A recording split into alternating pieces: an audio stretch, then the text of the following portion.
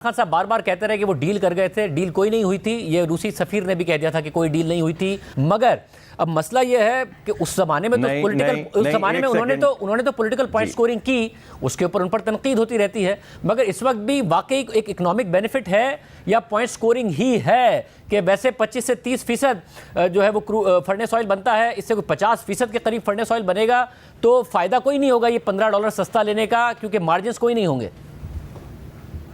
जी, पहली बात तो मैं आपसे ये कह रहा हूँ कि जो गुफ्तगू उन्होंने फरमाई थी कि हमने गुफ्तगू शुरू कर दी है, वो भी सरीहन गलत थी। उस बात को रूस के सफ़ीर भी कह चुके हैं, यही बात रूस से आने वाले वज़ीर भी यहाँ पाकिस्तान की सरज़मीन पे कह चुके हैं। और उन्होंने यहाँ पर ऐलान किया अपना जो एलामिया था उसमें कि हमने जो 40 दिन पहले, यानी हमारी हुकूमत में 40 दिन पहले जब मैं रूस गया था, जो बातचीत शुरू की थी आज वो कंक्लूड हुई है। रूस में तकरीबन 8 किस्म के मुख्तलिफ खाम तेल की क्वालिटी है। हम जो ले रहे हैं वो सबसे ज़्यादा लाइट नहीं है, क्योंकि वो इस वक्त अवेलेबल नहीं था, उससे कम लाइट है। यूरोल उसका नाम है खाम तेल का जो हम ले रहे हैं।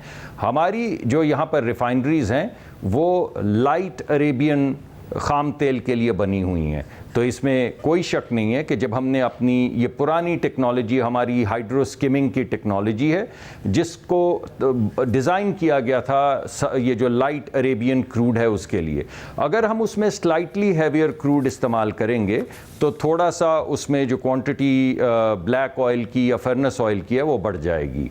हमने तमाम परम्यूटेशंस रन करके देख ली हैं। हमने ये परम्यूटेशन भी रन करके देख ली है कि अगर हमारी जो प्रोडक्ट मिक्स है उसमें बढ़ जाए एक ख़ास तादाद में ब्लैक ऑयल, तो क्या हम खसारे में चले जाएंगे?